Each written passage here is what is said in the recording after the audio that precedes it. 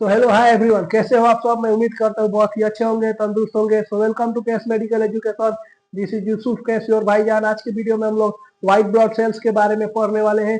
ये ब्लड का third part होने वाला है। फर्स्ट पार्ट में हमने ब्लड, उसके कंपोजिशन, उसके फंक्शंस के बारे में पढ़ा था, प्लाज्मा और प्लाज्मा प्रोटीन्स के बारे में पढ़ा था। और सेकेंड पार्ट में हमने रेड ब्लड सेल्स को पूरे डिटेल में पढ़ा था। रेड ब्लड सेल्स क्या होते हैं, कैसे बनते हैं, क्या प्रोसेस होता है, उनका क्या फंक्शन होता है। तो फाइनली ये थर्ड पार्ट होने वाला है जिसमें हम लोग व्हाइट ब्लड सेल्स के बारे में पूरे ही डिटेल में पढ़ने वाले हैं। तो आइए देखते हैं हम लोग सबसे पहले इस वीडियो में हम लोग क्या क्या कवर करने वाले हैं। तो जो सबसे पहले व्हाइट ब्लड सेल्स क्या होते हैं, इसके क्या प्रॉपर्टीज होते हैं, इसके क्लासिफिकेशन के बारे में पढ़ने वाले हैं। और मैं आपको लास्ट में बहुत ही अच्छे अच्छे निमोनिक्स भी देने वाला हूँ जिससे आप व्हाइट ब्लड सेल्स को अच्छे तरीके से याद कर सकते हो। तो आइए शुरू करते हैं।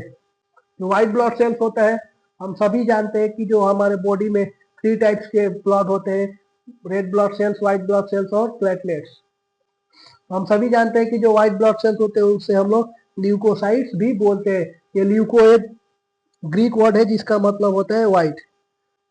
जो व्हाइट ब्लड सेल्स होते हैं कलरलेस फॉर्म एलिमेंट होते हैं, यानी जो व्हाइट ब्लड होते हैं ये कलरलेस होते हैं, इनका कोई भी कलर नहीं होता है। ये क्या हो गया। तो जो व्हाइट ब्लड सेल्स होते हैं वो कलरलेस होते हैं। मैंने बोला कि जो व्हाइट ब्लड सेल्स होते हैं कलरलेस होते हैं। जब ब्लड कलरलेस ही होता है तो उसे व्हाइट ब्लड क्यों बोलते हैं, ये आप सोचना और कमेंट में मुझे जरूर बताना। जो व्हाइट ब्लड होते हैं ये इरेगुलर शेप के होते हैं, यानी इनका कोई भी शेप साइज नहीं होता है। ये कभी गोल होंगे, कभी लंबे होंगे, कभी कुछ होंगे, यानी ये अपना शेप को बदलते रहते हैं। और ये हमारे इनमें न्यूक्लियस प्रेजेंट होता है। व्हाइट हमने देखा कि जो रेड ब्लड सेल्स होते हैं उनमें कोई भी न्यूक्लियस प्रेजेंट नहीं होता है, बट जो व्हाइट ब्लड सेल्स होते हैं उनमें न्यूक्लियस प्रेजेंट होता है। इसीलिए ये डिवाइड करते हैं, मल्टीप्लाई करते हैं और ये हमारे बॉडी को डिफेंस करते हैं। यानी जब कोई बैक्टीरिया या फिर वायरस जब हमारे बॉडी में एंटर करते हैं या फिर कोई टॉक्सिन्स हमारे बॉडी में एंटर करते हैं तो ये उससे फाइट करने के लिए पूरे दौड़ करके चले जाते हैं। ये जो व्हाइट ब्लड सेल्स होते हैं ये आरबीसी यानी रेड ब्लड से ये थोड़े बड़े होते हैं, बट जो इनका नंबर होता है ये थोड़ा कम होता है। यानी व्हाइट ब्लड सेल्स का जो नंबर होता है ये 4000 से 11000 तक ही होता है। जब हम जन्म लेते हैं यानी जब हम बर्थ होता है हमारा, तो जो व्हाइट ब्लड सेल्स होते हैं इनका जो नंबर होता है बहुत ही ज्यादा होता है, बाद में जाकर के ये कम होने लगता है। अब हम देखते हैं कि properties of white blood cells. White blood cells के क्या क्या प्रॉपर्टीज होते हैं। डायापेडेसिस। जो व्हाइट ब्लड सेल्स होते हैं, मैंने पहले ही कहा कि जो व्हाइट ब्लड सेल्स होते हैं इनका कोई भी शेप नहीं होता है, यानी ये चेंज करते रहते हैं। ये कभी गोल कभी लंबे, ऐसे ही इनका जो शेप होता है ये बदलते रहते हैं। जो इनका सेकेंड जो प्रॉपर्टीज होता है वो कीमोटेक्सिस। कीमोटेक्सिस का मतलब होता है जब हमारे बॉडी में कहीं पे इंफेक्शन हो गया तो व्हाइट ब्लड सेल्स जो होते हैं वहां पे दौड़ने लगते हैं। इनको कैसे पता चलता है, क्योंकि जो जो इन्फेक्शन होता है या जो डेड सेल्स होते हैं उनसे केमिकल रिलीज होता है और उस केमिकल को ये स्मेल करके, ये सूंघ करके दौड़ करके वहां तक पहुंच जाते हैं। और इनका दूसरा जो फंक्शन होता है फेगोसाइटोसिस। फेगोसाइटोसिस का मतलब होता है ईट एंड डिस्ट्रॉय। जो भी बैक्टीरिया या फिर कुछ हमारे बॉडी में एंटर करते हैं तो उसे ये खा करके उसे नष्ट कर देते हैं, डिस्ट्रॉय कर देते हैं। इम्यून रिस्पॉन्स, डिफेंस मैकेनिज्म, ये बहुत ही इंपॉर्टेंट होता है। अगर व्हाइट, आप सोचो अगर आपके बॉडी से व्हाइट ब्लड सेल्स ना हो, अगर आपके बॉडी में व्हाइट ब्लड सेल्स ना होता क्या होगा, आप जल्द ही मर जाएंगे। क्योंकि जो डिफेंस होता है ये हम हम ज्यादा दिन तक जीवित नहीं रह पाएंगे, क्योंकि जो व्हाइट ब्लड सेल्स होते हैं ये हर एक चीजों से लड़ते हैं। बहुत सारे बैक्टीरिया वायरस हमारे बॉडी के अंदर चले जाते हैं तो उन सभी चीजों से ये लड़ते रहते हैं। इसीलिए ये हमारे बॉडी को इम्यूनिटी प्रोवाइड करते हैं। और जो नेक्स्ट जो प्रॉपर्टीज होते हैं, लाइफ, शॉर्ट लाइफ स्पेन। जो व्हाइट ब्लड सेल्स होते हैं इनका जो लाइफ स्पेन होता है बहुत ही छोटा होता है, यानी 7 से 15 दिन ऐसे कुछ होता है। ये ग्रे इनका जो नेक्स्ट प्रॉपर्टी होता है ग्रेन्युलरिटी। ग्रेन्युलरिटी का मतलब क्या है, तो कुछ जो व्हाइट ब्लड सेल्स होते हैं वो ग्रेन्यूल लाइक होते हैं और कुछ एग्रेन्यूल लाइक होते हैं। और इनका ये न्यूक्लिएटेड सेल्स होते हैं, यानी जो व्हाइट ब्लड सेल्स होता है इनमें न्यूक्लियस प्रेजेंट होता है। जो व्हाइट ब्लड का जो नंबर होता है रेड ब्लड के कंपेयर में बहुत ही ज्यादा कम होता है। तो हम इनके क्लासिफिकेशन के बारे में बात करते हैं, इनका क्या क्लासिफिकेशन होता है। तो based on presence of granules, granule के प्रेजेंस के अकॉर्डिंग, प्रेजेंस और अब्सेंस के अकॉर्डिंग इन्हें टू टाइप्स में बात हम लोग करते हैं, एक ग्रेन्यूलोसाइट्स और एक एग्रेन्यूलोसाइट। जिनमें ग्रेन्यूल प्रेजेंट है उसे ग्रेन्यूलोसाइट्स, जिनमें ग्रेन्यूल प्रेजेंट नहीं है उसे एग्रेन्यूलोसाइट्स। तो आइए हम इन्हें एक एक करके देखते हैं। यहाँ पे देखिए जो ग्रेन्यूलोसाइट्स होते हैं जैसे न्यूट्रोफिल, एसिनोफिल, बेसोफिल, और जो एग्रेन्यूलोसाइट्स होते हैं लिम्फोसाइट्स और मोनोसाइट्स। ये 5 टाइप्स के रेड व्हाइट ब्लड सेल्स जो होते हैं ये हमारे बॉडी में प्रेजेंट होते हैं। अब इन्हें हम एक एक करके देखते हैं। तो ग्रेन्यूलोसाइट्स जो होते हैं इनमें इनके साइटोप्लाज्म में ग्रेन्यूल्स प्रेजेंट होते हैं, इसीलिए इसे ग्रेन्यूलोसाइट्स कहते हैं। और ये 3 टाइप्स के होते हैं, न्यूट्रोफिल, एसिनोफिल और बेसोफिल। जब हम न्यूट्रोफिल्स की बात करते हैं तो ये पॉलीमॉर्फ होते हैं। पॉलीमॉर्फ का मतलब होता है इनके बहुत सारे शेप हो सकते हैं, यानी ये बहुत सारे शेप में हो जाते हैं, इनका बहुत सारे शेप होते हैं। और ये जो होते हैं बहुत ही छोटे होते हैं, साइटोप्लाज्म में छोटे दिखाई पड़ते हैं। 10 to 12 माइक्रोमीटर इनका डायमीटर होता है और इनका जो शेप होता है सर्कुलर सर्कुलर होता है, बट ये चेंज होते रहते हैं, यानी शेप जो होता है ये बदलते रहता है, कभी गोल कभी कुछ कभी कुछ, यानी ये अपने शेप को बदलते रहते हैं। और जो न्यूक्लियस होता है मल्टी लोब्ड होता है, यानी जो न्यूक्लियस होता है वो बहुत सारे उसमें लोब प्रेजेंट होता है, मल्टी लोब्ड होता है। और जो न्यूक्लियस होता है उसमें 2 to 5 लोब हो सकता है, यानी न्यूट्रोफिल के एज के अकॉर्डिंग, न्यूट्रोफिल कितना एज है उसके अकॉर्डिंग पे जो न्यूक्लियस जो होता है उसमें 2 to 5 लोब प्रेजेंट हो सकते हैं। और इनका जो लाइफ स्पेन होता है 2 to 5 डेज ही होता है, यानी न्यूट्रोफिल्स का जो लाइफ स्पेन होता है बहुत ही कम होता है, यानी 2 से 5 दिन तक ही होता है। तो इनके क्या काम होते हैं? Defence against bacteria and fungi, यानी ये हमारे बॉडी में डिफेंस का काम करते हैं।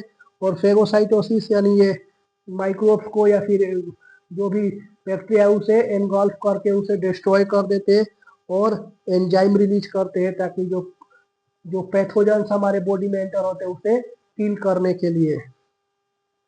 अब हम एसिनोफिल्स के बारे में बात करते हैं तो ये लार्ज ग्रेन्यूल्स होते हैं, यानी इनमें जो ग्रेन्यूल्स होते हैं वो बड़े बड़े होते हैं, यानी बहुत ही लार्ज होते हैं। 10 to 14 माइक्रोमीटर इनका डायमीटर हो सकता है। और इनका जो शेप होता है वो कोई भी डिफिनिट नहीं होता है, यानी ये अपने शेप को गोल मटोल या जैसे तैसे भी करके रखते हैं। और इनमें जो न्यूक्लियस होता है बाइलोब्ड होता है। बाइलोब्ड का मतलब होता है 2, बाई मतलब 2। और इनका जो लाइफ स्पेन होता है 7 से 12 दिन, यानी 1 सप्ताह से 1.5 सप्ताह जैसा इनका लाइफ स्पेन हो सकता है। इनका फंक्शन क्या है? डिफेंस, इनका भी काम होता है डिफेंस करना, और इनका जो एनर्जी रिएक्शन में ये पार्टिसिपेट करते हैं। अब जब हम बेसोफिल्स के बारे में बात करते हैं तो इनमें और भी लार्ज ग्रेन्यूल्स होते हैं, यानी इनमें और भी लार्ज ग्रेन्यूल्स होते हैं जो 8 से 10 माइक्रोमीटर के हो सकते हैं। और इनमें भी जो न्यूक्लियस होता है बाइलोब्ड होता है, और ये 2 सप्ताह तक इनका लाइफ स्पेन हो सकता है, यानी 12 से 15 दिन मतलब 2 सप्ताह तक इनका लाइफ स्पेन हो सकता है। और इनका जो मेन फंक्शन है hypersensitivity hypersensitivity and allergic reaction में इनका जो मेन रोल होता है वो प्ले करते हैं। तो अब हम बात करते हैं एग्रेन्यूलोसाइट्स के बारे में, यानी मोनोसाइट्स और लिम्फोसाइट्स के बारे में। तो जो मोनोसाइट्स होते हैं ये लार्जेस्ट होते हैं, यानी जो मोनोसाइट्स होते हैं ये बहुत ही लार्ज होते हैं। जो इनका डायमीटर होता है 14 to 18 माइक्रोमीटर हो सकता है। और जो मोनोसाइट्स का जो साइटोप्लाज्म होता है ये पूरा ही क्लीन होता है, क्लियर होता है, क्योंकि इसमें कोई भी ग्रेन्यूल्स प्रेजेंट नहीं होते हैं।